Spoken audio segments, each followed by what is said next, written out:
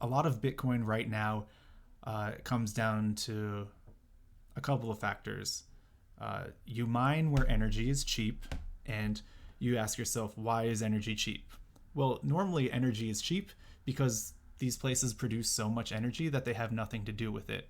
So there is excess energy in many places. That's why you have people in like going to Iceland or going to wherever, hydro is prevalent, whether it, that's why Bitcoin mining took off in China too, because the government subsidized a lot of energy generation but didn't have anyone to actually use the energy. So they've got all these hydro facilities and they're not profitable. They're not bringing in any money. With Bitcoin mining, all you need is the equipment and an internet connection. So you have kind of these mobile units that are able to move around the world and subsidize energy in places that normally it would not be sustainable or even produced. Especially what I think is really cool in America right now. We always talk about carbon. Okay, well, let's talk about methane and natural gas wells. Natural gas wells just release methane straight up into the air. 30 times more potent in terms of damage done than carbon dioxide. Nowadays, we have mobile mining rigs moving around to these wells that cannot be sealed, they cannot be shut down, they've been abandoned. Whether it was right for them to even reach this point or whatever, that's beside the fact. We have these places that are just shooting methane up into the atmosphere with really no incentives to cap it. When we talk about carbon tax credits, those don't address methane gas wells that are spewing this stuff into the air. That's a lot of damage. But now we have a way to incentivize cleaning up those areas. You have mobile mining rigs moving to different wells, capturing that natural gas and burning it. Still releasing carbon dioxide. You're removing 95% of the previous damage, though. So that's a huge win in my book.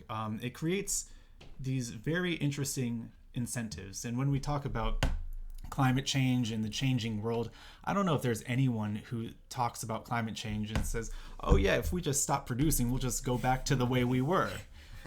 What we're going to need to adapt in the future is an abundance of energy.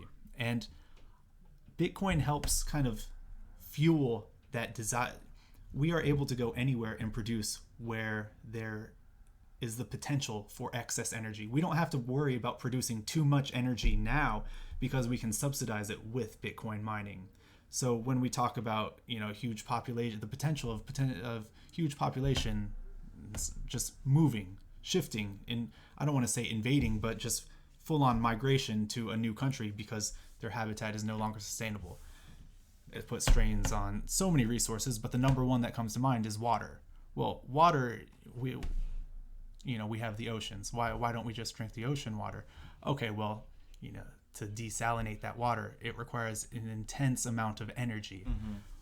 If we can create a system that incentivizes preparing for the sense of like energy abundance, I actually think we are going to be way more better positioned in the future to handle the things that we can't necessarily predict or understand at this time.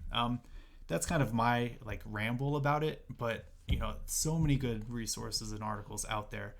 If you feel like Bitcoin is this catastrophic environmental travesty, truth is it's not. I'll end it there. It's scary that people should be concerned about the environment or whatever, but it's kind of scary that, like you were saying, like people just maybe want to pull the plug literally on it when it's like there's $1 trillion in individual people's hands, and you want to like who says that you can do that? No, I mean, I think it was a Georgetown professor was saying like, I wish something along the lines of like, I wish all the Bitcoiners were gathered onto a boat and just like sunk into the middle of the ocean or something like that. I mean, what do you really say to that? Do you believe the person saying that kind of stuff has good intentions? There are no, deniers or people who say, it doesn't matter. We need to have an honest conversation about the problem. You can eliminate all of America's, carbon output, this year, and China is adding more in coal power plants to negate any sacrifices made here. This stuff is too heady and it's too big picture. We get easy targets and we want to latch onto them and be like, this is so stupid. I don't see the value in it. Pull the plug. Who cares about it? But it's right. Like at a certain point, when does it become data? When does it become just code? Can you ban code? Can you say that running X amount of code is unfair?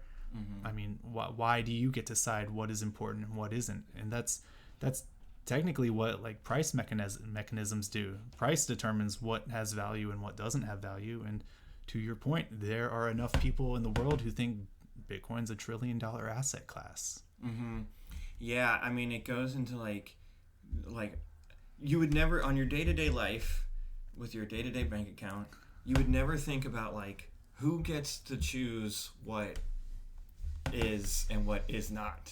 Mm-hmm. And it's like that's a very basic level, but like, right, if you come into it saying like, yeah, like, oh yeah, they shouldn't have it because it takes a lot of energy, big problem, like in terms of like the concept of energy, and people want to, whatever. How do you feel about Christmas lights? How do you feel about hot tubs? How do you feel about sports racing? It's all of these industries consume, I would say, arguably more energy than Bitcoin.